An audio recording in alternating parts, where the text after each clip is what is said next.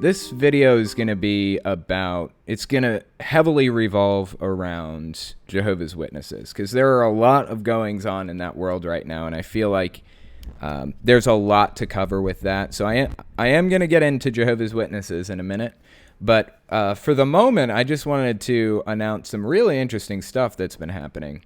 When I was 12 years old, heavily Jehovah's Witness, believed it to the core. I had a brother, I have a brother, who's like 5.5, 6 years older than me.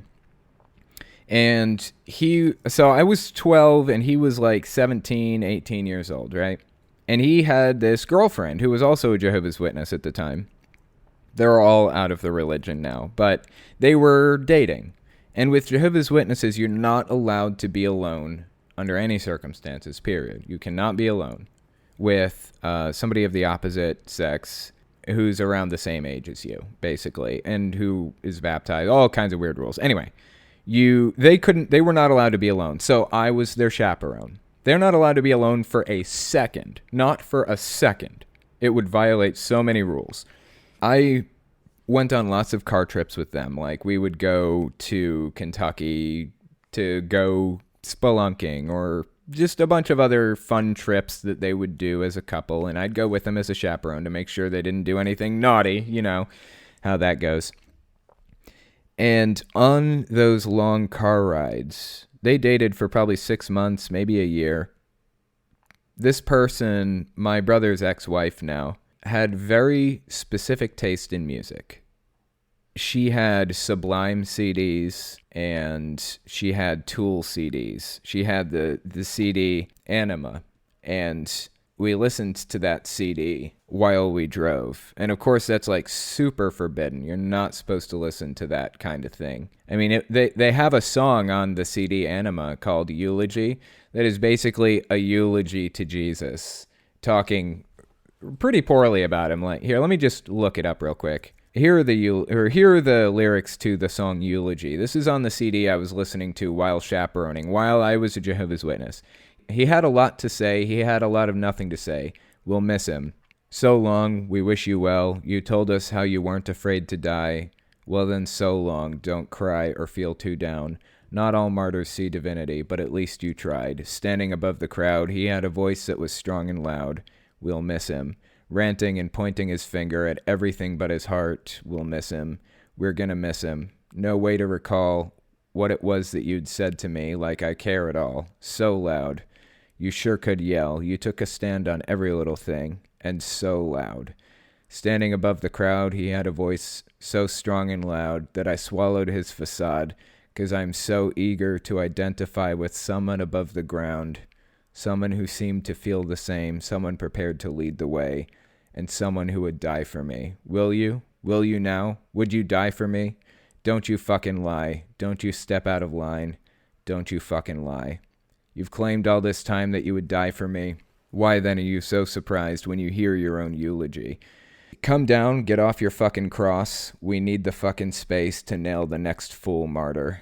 To ascend, you must die. You must be crucified for our sins and our lies. Goodbye. So anyways, needless to say, it's most definitely not a song that Jehovah's Witnesses would approve of in any way. In any way. There's this one, too, on that same CD. Some say the end is near. Some say we'll see Armageddon soon. I certainly hope we will. I sure could use a vacation from this bullshit three-ring circus sideshow of freaks. Here in this hopeless fucking hole we call L.A., the only way to fix it is to flush it all away. Any fucking time, any fucking day. Learn to swim. See you down in Arizona Bay. Here in this hopeless fucking hole we call LA, the only way to fix it is to flush it all away. Some say a comet will fall from the sky, followed by meteor showers and tidal waves, followed by fault lines that cannot sit still, followed by millions of dumbfounded dipshits. Some say we'll see Armageddon soon. I certainly hope we will. I sure could use a vacation from this stupid shit, silly shit. One great big festering neon distraction. I have a suggestion to keep you all occupied. Learn to swim. So, anyways, they're a very, what's the word? They're a band that Jehovah's Witnesses would not listen to. And I was 12. And that was a start of a very rebellious time for me with music. That was the first band that I listened to that was just totally off the beaten path of what I was allowed to listen to. It's so crazy now thinking about the fact that I listened to it then. So Tool has always held a place in my heart. Always held a place in my heart. I love Tool, if for no other reason than because it was the start of my rebellious phase. So they have a new album coming out on August 30th, and I went to a concert recently, and they played some songs from it and stuff. And I found out that their album was leaked online this morning. That includes some of the songs I've been listening to since I heard them at the concert, some of the newer ones.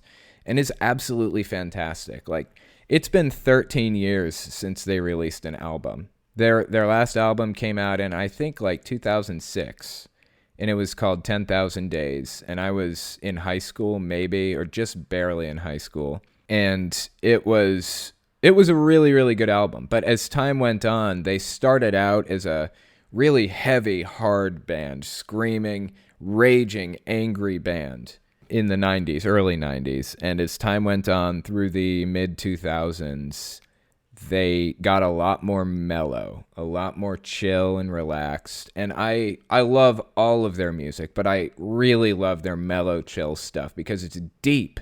Some of the words to it are just so deep. Let me give you an example of one of those deep songs I'm thinking of. It's called Schism. I'm just going to read one line from this song, or just a couple of lines from it. I know the pieces fit because I watched them tumble down. No fault, none to blame. It doesn't mean I don't desire to point the finger, blame the other, watch the temple topple over, to bring the pieces back together, rediscover communication. There was a time that the pieces fit, but I watched them fall away, mildewed and smoldering, strangled by our coveting. I've done the math enough to know the dangers of our second guessing, doomed to crumble unless we grow and strengthen our communication. Cold silence has a tendency to atrophy any sense of compassion between supposed lovers, between supposed brothers. So it's always, it just got deeper and deeper as time went on.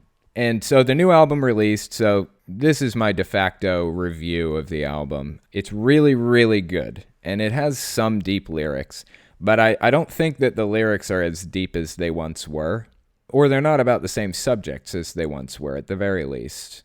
But it's still just absolutely phenomenal. And they have some harder songs on there too. Like the songs, some of them sound really similar to some of their older albums, like their first album, Undertow. I think it was their first one, maybe their second one. Anyways, it sounds a lot like their younger, angrier days. And then it kind of melds into like a fusion almost of their newer stuff from like 2006. So I'm just overall really, really happy with it. I could be happier a little bit, but it's an absolutely phenomenal CD so far. Absolutely love it. I've listened to it multiple times all the way through today, and it's really good. So anyway, that's all I had to say about it. Here's a question I got a lot when I went to the Jehovah's Witnesses headquarters. If you've seen that video on Genetically Modified Skeptics channel, in the video, I went to the other branch office, the Patterson branch, and I roll up in a car and we're stopped by security. They start like spouting off names and stuff, and some of those names were bleeped out. Now, I didn't talk about this before. I've never talked about this publicly, just with a few friends and stuff, or in the podcast pre-show or whatever on Discord. I've never talked about the names that they gave. So here's the thing. Let me just tell you the name that they gave and explain why it's important. So we roll up and we're stopped by security, and it turns out, I've found out since this happened, that the security guard that they sent to us was a circuit overseer for somebody who was telling me about this for a while. This guy was actually directly involved in covering up the child abuse scandal in the religion. The governing body, the branch office, they knew that this guy was a bulldog, and that's why they sent him to deal with me. They knew he was a bulldog and that he would do whatever it took to bring me down, pretty much. That's why they sent him to deal with me specifically. So we roll up, and God, I'm reliving all of this stuff now. It was really, really stressful when it happened. It's still just brings so much stress and pain just to think about. But we roll up, and the guy comes up to the window and starts talking to me. And when I called them originally, I gave them this fake spam email address with a fake name that I set up like forever ago, just because whatever. What information are they going to pull from that? It's a fake email address with like a fake name. And it wasn't even a full name. It was like initials. It was initials to a fake name that I made up. So I roll up, and this is the name that I bleeped in the video. They said, "Are you at all associated with Barbara Anderson?" And I was like, Barbara Anderson? Who the hell is that? I had never heard that name in my life. But they got the last name correct, and that kind of freaked me out a little bit. Like the last name in my fake name email address, they got it right.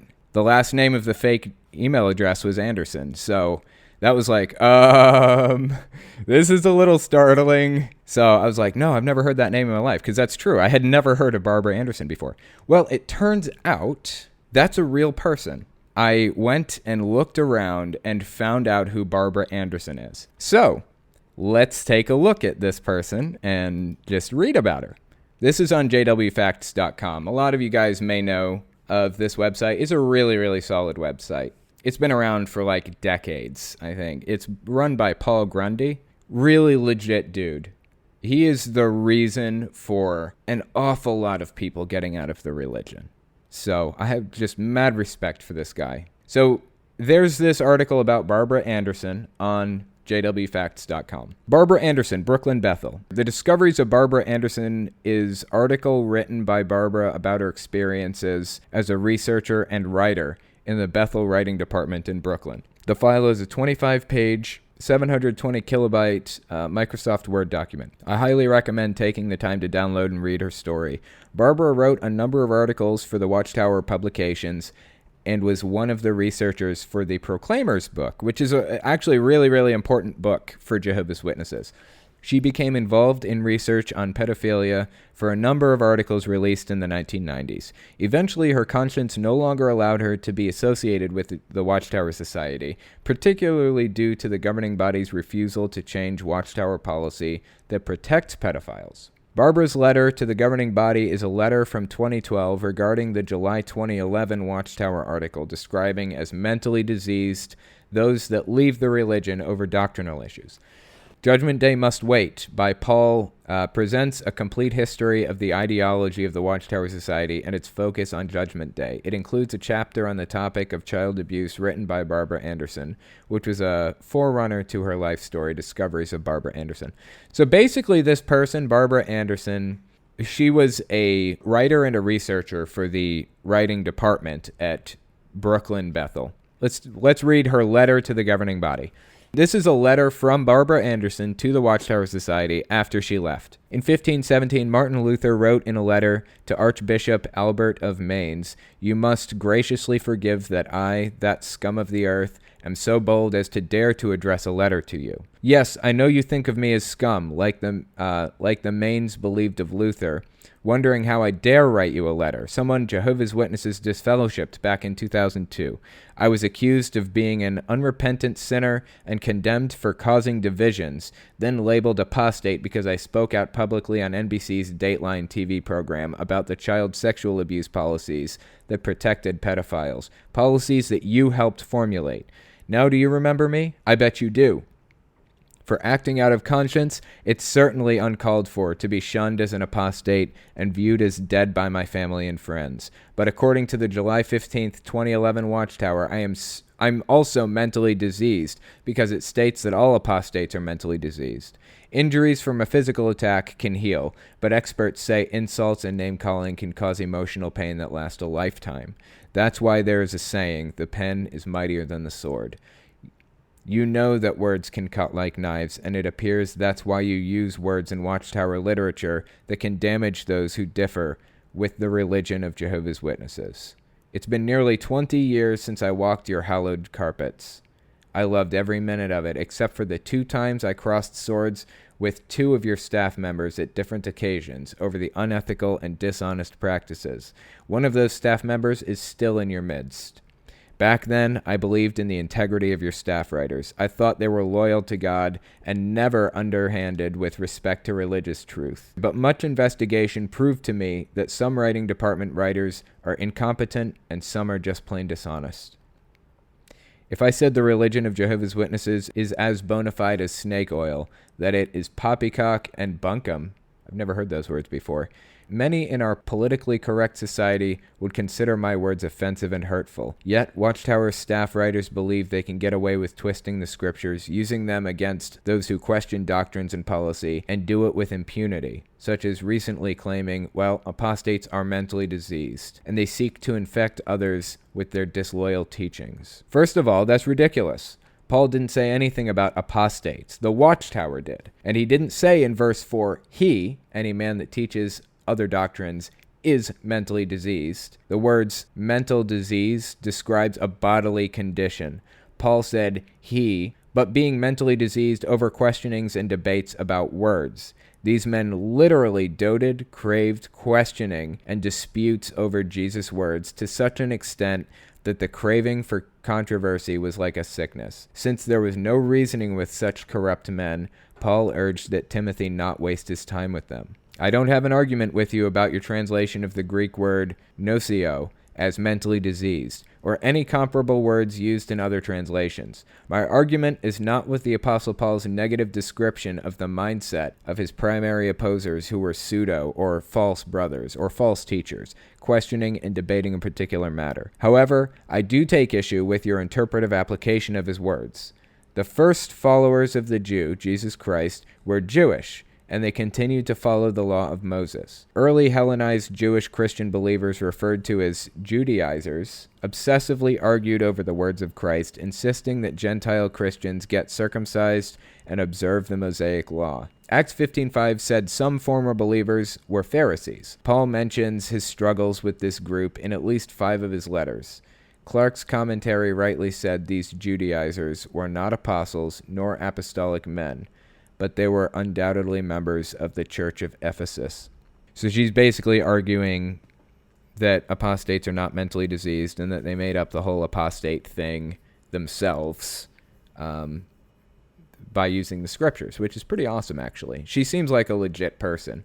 She goes on to say, the issue was between Jewish Christians and Gentile Christians, and Paul's advice was well-timed and specific, certainly not suitable more than 2,000 years later. Yes, I know about Romans 15:4, where Paul said that all the things that were written aforetime were written for our instruction. Contextually, he was pointing to his time, not ours. For Watchtower writers to take an actual historical event when Jewish Christians taught Gentile Christians a completely different doctrine, the observance of the Mosaic law, and then dedicated a phrase found in 1 Timothy 6:4, one that referred to these men who did not consent to Christ's words, to former Jehovah's Witnesses, is ludicrous and wrong. In the July 15th, 2011 simplified version of the Watchtower, published for children and others who have only very basic reading skills, the author placed a box on page 11 where mentally diseased apostates, quote-unquote, and quote-unquote false teachers are defined as people who rebel against true worship and abandon it. In this way, you harmfully labeled those who left the religion. Thus, you planted fear in the minds of the readers, most of whom are naive and innocent and easy prey for charlatans to influence. Our 12-year-old grandson, Luke, aware that his grandparents left the witness religion in 2002 and are now shunned, has in his mind the frightening thought that we are mentally diseased. And imagine, if you will, how a child will react to a former Jehovah's Witness parent after reading that those who leave the religion are mentally diseased. You should be ashamed of saying apostates are mentally diseased. Hateful words that vilify and denigrate people whom you perceive as sinners because they can't accept some of the Watchtower's teachings and policies that they view as harmful. May I remind you of what you wrote in the February 15th, 2000 Watchtower. The ruling ecclesiastical class violently silenced a voice, Cyril Lucaris in 1638, I'm not sure who that is, that pointed to some of the errors of their non-biblical beliefs. They proved to be among the worst enemies of religious freedom and truth. Sadly, this is a stance that in various ways survives even to our day. It is a sobering reminder of what happens when clergy investigated intrigues stand in the way of freedom of thought and expression. That's written by the Watchtower Society. Fascinating. In 2000. For over 40 years, I thought you were different than those in the clergy who sought to suppress God-given freedom of thought and expression. But by your words, I have come to know that I was wrong. Yours truly, Barbara J. Anderson. That letter is absolutely fascinating. And the Watchtower Society thought that I was associated with her in some way because of the fake email address that I gave them when I originally signed up. At some point, maybe I should read this on my main channel. It's definitely a worthy read. I didn't know a lot of that stuff about like the etymology of the words in the Bible that translate to mentally diseased and things like that. Definitely worth reading. There are probably lots of Barbara Andersons out there, but I came to find that was just too spot on. That name and them asking if I was associated with her and everything, it was just too spot on. Got a question from Alex Sutton. Can you please do a Tool discography review video? That sounds interesting. I don't know that there's enough interest in Tool in my fan base to warrant it. In fact, just talking about Tool just now is going to lose me subscribers. I'm 100% sure of that. Every time I talk about something other than religion, I lose subscribers. But it's fine. I like talking about this stuff. And the podcast is my thing to talk about what I want to talk about. So, I don't know. If people don't like what I talk about, then they don't have to listen to it. That's okay with me. I just like saying it. So, I don't know. Maybe at some point I'll do a review of it. We'll see. This one is from Omega Riley. What them legs do. I'm not sure how to respond, but I feel like there's a joke in here about tight pants. Fork wants to know what my cat's name is. My cat's name is Cashmere, but honestly, I just call him Kitty. Like, I don't really use his name very often. Kylie named him because he's like Siamese and he's the color of cashmere, even though cashmere can be any color really. But anyways, yeah, that's his name, Cashmere. Okay, this one is from Trigore. How would you compare deism to theism and atheism? And which one is deism closer to, theism or atheism? It depends on the person. It depends on the person and their belief system, really. There are some deists who are basically atheists. They just don't, like, they have no proof for anything, and they know that they don't, and so they're just going along with whatever, and they just kind of assume that maybe somebody kicked everything into existence and walked away from it. That's kind of like the deist position for the most part. But some people get a little bit more ravenous or rabid, maybe is the word, about their belief system. So it really depends on the person if it's closer to theism or atheism. But a lot of the founding fathers in America, in the United States, were deists. And I'm pretty sure Voltaire was a deist too. Thomas Jefferson, for example, wrote the Jefferson Bible where, well, he didn't even write it. He basically just took a Bible and cut out all of the magical parts, just cut them right out of the page, and then just kind of rewrote the whole thing without all of the magical parts and released that. I think that's really fascinating.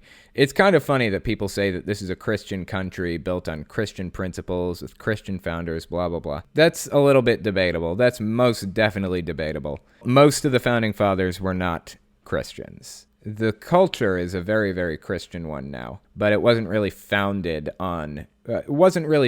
by Christians exactly. Not the way that they're implying. They did come here for religious freedom. A lot of people did. So there is that. But anyways, yeah, Voltaire is actually my favorite author, I guess you could say, from that time period. It was not easy being an atheist or being a deist at that time because we didn't understand evolution, really. We didn't understand much about how the world works. So it was not easy being or having that set of beliefs or ideals. But I think he put out my favorite quote of all time. I'm trying to remember what it was now. Something like, when he was on his deathbed, this was attributed to Voltaire.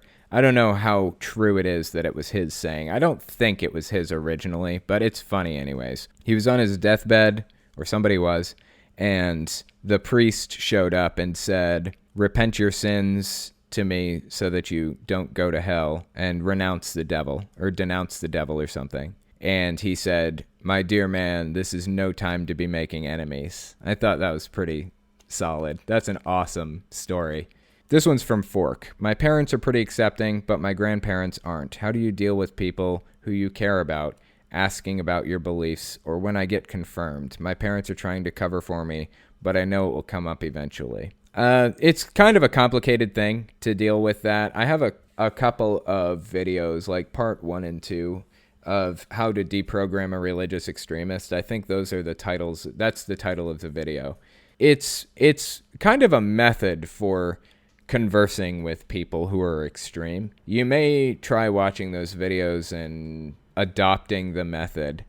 It's basically street epistemology for the most part is the name of the method, where you take a very non-confrontational approach, really chill approach, talking to them in a way that prevents their guard from going up. Because once their guard goes up, it's over from there. Like, they're not interested in having a conversation from that moment on. They distrust your motives in the conversation.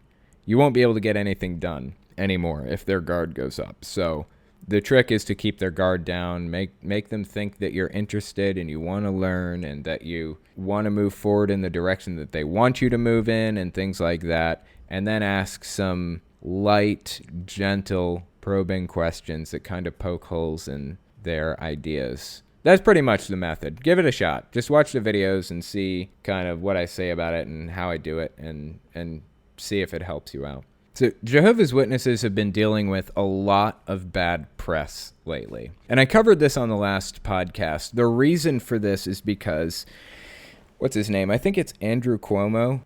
Yeah, he's the governor of New York. He signed into law this thing about, I think it's called the Child Victims Act. And the Child Victims Act, CVA, is what they're calling it. It pretty much just removes the statute of limitations. People can sue corporations. This is for civil suits, not for criminal suits. They can sue corporations for their mishandling of child abuse, regardless of when it happened. Of course, Jehovah's Witnesses headquarters is in New York.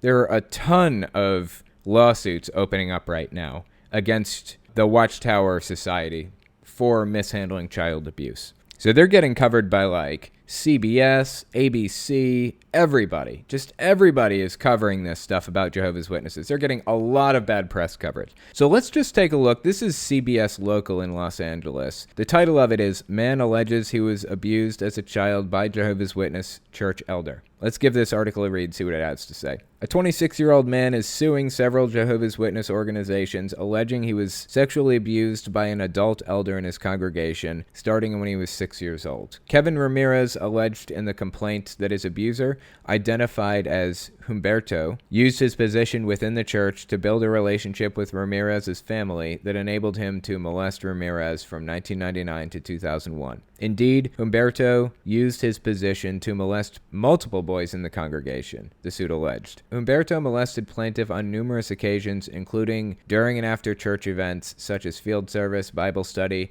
and during a Jehovah's Witness assembly. According to the suit, Humberto told Ramirez as a child that he would not be accepted into paradise if he did not allow the molestations to occur. The suit stated that after Ramirez confided in his parents, they reported the abuse to the church in 2001, not to the police, to the church. However, the suit said the church did not take the information to the police and actively discouraged the family from doing so. The suit also alleged that a church official known as a ministerial servant who obliquely warned plaintiff's father to watch out for Humberto. The suit filed last week names the San Dimas Spanish Congregation of Jehovah's Witnesses, the Watchtower Bible and Tract Society of New York, the Christian Congregation of Jehovah's Witnesses, and the governing body of Jehovah's Witnesses as defendants. The suit alleged that these organizations failed to protect children like Ramirez from sexual battery and sexual harassment. The suit is seeking unspecified damages from the church. On Tuesday, the Christian Congregation of Jehovah's Witnesses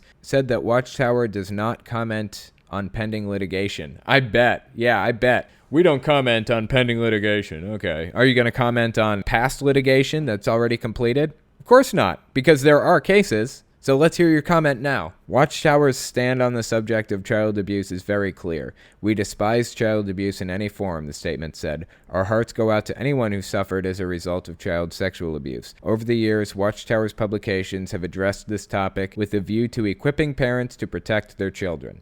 In addition, Watchtower's practice is to always follow the law, and we support the efforts of elders and congregations of Jehovah's Witnesses to do the same. Yeah, I bet. That's complete BS. It's just, they will actively lie. I found that out after I left. They're willing to actively lie, not tell the truth intentionally, if it's in defense of the governing body or of the organization or whatever they feel is justified. They justify lying. That's a problem to me. It's called theocratic warfare, and I've talked about it a few times. In fact, I talked about it in a recent video on my main channel. Theocratic warfare. They will lie if it's in defense of their people, of their leadership. That's wrong. So that's what's happening in the world of Jehovah's Witnesses right now. That was a CBS article, CBS local article for Los Angeles, and it's just one of many. Let's take a look at this one. This is from ABC News. California man accuses Jehovah's Witnesses of covering up childhood sex abuse. I know this isn't a pretty topic, but I feel like it's important that it's covered. I feel like it's important that it's talked about, so I'm going to talk about it anyways. A Los Angeles man filed a lawsuit against the Jehovah's Witnesses organization, accusing an adult elder of sexually abusing him when he was a child. In the suit, Kevin Ramirez, 26, claims he was molested by an elder at the Kingdom Hall of Jehovah's Witnesses in San Dimas, California, for years, starting at the age of 6. The suit names various levels of the organization's global hierarchy, including its 8-member governing body, as defendants. The suit, filed in Los Angeles Superior Court last week, accuses the church of negligence, sexual battery, and sexual harassment. You are taught to trust these elders with everything, Ramirez told reporters Tuesday. They are your mentors. They're the equivalent to what a priest would be. They're beyond a priest in my eyes. I mean, a lot of the time the priest has final authority, but not in everyday life. This is like a totalitarian regime that controls everything in your life. Everything. I think this is a little bit beyond just a plain old priest, honestly, which makes it worse. The Jehovah's Witnesses organization told ABC News that it could not discuss pending litigation, but that the organization's practice is to always follow the law. Yeah, I will bet. In the complaint, Ramirez alleges one elder used his position in the religious organization to gain the trust of several boys in the congregation and abuse them. It's absolutely disgusting. Absolutely disgusting. And something I want to make note of here real quick. If something like this happened to you, you should be contacting Ramirez's attorney, Erwin Zalkin, the Zalkin Law Firm, Zalkin. That's who's handling a lot of these child abuse cases right now. I honestly don't know how this law firm is like handling all of these cases. They must be bringing in like extra people, because I know that it's not just a couple. It's a really, really big deal right now. I know of at least 3 or 4 cases that are happening at this immediate moment. FYI, if you're wondering what the phone number is for the Zalkin Law Firm, 858-259-3011. If you guys, experienced anything like this or any kind of issues like this, as a Jehovah's Witness, as a young Jehovah's Witness, give this law firm a call. Talk to these people, because they can help bring down the Watchtower Society. A year later, how successful is the war on the word Mormon? I thought that was kind of an interesting idea, because a while back, Mormons were basically trying to... I remember when this happened. I was working with a Mormon woman. Really, really nice lady, but she's super, super Mormon. She was telling me that at one of their general conferences recently, they basically said, no more using the word Mormon. They all want to go by the Church of Jesus Christ of Latter-day Saints. Now, you can't even call them LDS. They don't want LDS. They want the Church of Jesus Christ of Latter-day Saints, long form. So how are they going to completely erase the word Mormon? Like, that is a big ask, seriously. They could convince their members to do it, but how do they convince, like, regular people who've never been affiliated with the church to kind of change the way they view Mormons to use a different name completely? It's just not going to happen. So there's an article about it. A year later, how successful is the war on the word Mormon? It's now been a full year since Russell M. Nelson, president of the Church of Jesus Christ of Latter-day Saints, oh my God, that's a mouthful, began insisting that the world stop using the word Mormon to refer to the institution or its members. After his August announcement last year, the denomination began systematically purging the word Mormon from its messaging, a process that is still ongoing. It's renamed its famed Mormon Tabernacle Choir the Tabernacle Choir at Temple Square, rerouted traffic from old domain names LDS.org and Mormon.org to churchofjesuschrist.org. Ugh. God, it's such a mouthful. And directed its publishing arm, Deseret Book, to embrace the new terminology, which Nelson said was divinely inspired. Divinely inspired, that's interesting, because Nelson is the prophet, I think, or he was at the time at the very least. I believe that he's the prophet. He's basically, they think that he has a line straight to God, that he can talk straight to God, that God gives him messages. Don't even get me started on why that's absolutely absurd. I'll never stop.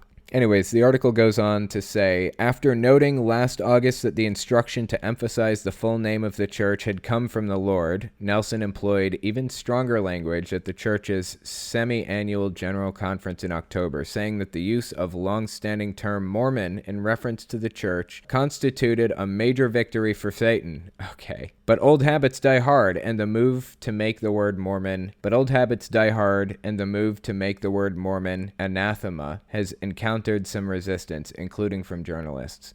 While substituting Latter-day Saints for Mormons is a relatively easy fix when writing about members of the Utah-based denomination, secular publications, including Religion News Service, have not adopted the church's preferred style for second reference to the institution, which the group's leaders would like to be either the Church of Jesus Christ or the Restored Church of Jesus Christ. The first is awkward because it doesn't adequately distinguish the Utah denomination from thousands of other churches that follow Jesus Christ. And the second posits a theological claim about restoration that it's not journalists' jobs to validate or invalidate. That's a good point. I think it's just ridiculous that they're doing this. So how has it been going? That's the question. In the last year, how successful has the effort been to get outsiders to stop using Mormon? Not just members of the media, but regular folks. Research from Google Trends would suggest that it hasn't fully caught on, though there is some movement. So it shows different search terms. For those of you who are not watching, who are listening, it shows different search terms and it compares them. We've got the search term Mormon, the Church of Jesus Christ, and LDS Church. Those are the three. Now remember, they didn't really want LDS Church either. They want the Church of Jesus Christ. They don't want the shortened version. They don't want Mormon. They want that. So how has it changed? Overall, there's a lot more searching for Mormon than anything else, and there always has been, and there probably always will be. But the movement downward for the search term Mormon has picked up a little bit. It is kind of declining. LDS actually picked up a lot when they started all of this in August. There was a big spike in all of those search terms: Mormon, the Church of Jesus Christ, and LDS Church. But Mormon was on a steady decline, or started to go on a steady decline. And then there's just the slightest little itty-bitty bump for the Church of Jesus Christ search terms. Just barely see it, barely make it out. The article goes on to say, on the one hand, efforts to get people to use the full name of the church as an institution have not moved the needle much at all. As we can see in the above graph, Mormon is still the coin of the realm, but a slight change is detectable. When Nelson took office in early January of 2018, Mormon was searched 79 times, the blue line here, for every time someone searched the denomination's full name, red line. But as of last week, Mormon was searched just 55 times for every 3 searches of the formal, complete name of the church. That's not dizzying progress, but it's notable for just 1 year. It's movement in what the church would see as the right direction. On the other hand, the changing ratio seems to be less about a serious uptick in use of the full name of the church than a slippage in public interest related to Mormonism, as the overall number of searches seems to be declining. That's more obvious when we take a longer view, cataloging searches back to 2004, the first year for which Google has data available. Remember way back when Google didn't exist? Those were dark days. Yeah, I do remember those days, actually. I remember using Netscape Navigator as an internet browser. I was a little kid. Anyway, they're really not doing much. They're not moving forward on use of the word Mormon, or use of the term Church of Jesus Christ of Latter-day Saints as opposed to Mormon, so it's kind of a lost cause, honestly. They can convince their members to do it all they want. They're not going to convince outsiders to do it because outsiders don't give a shit. And they're colloquially known as Mormons. So that's pretty much impossible to change, in my opinion, honestly. Anyway, that's the end of the podcast. I appreciate you guys coming on and giving this a listen, and I will talk to you next week.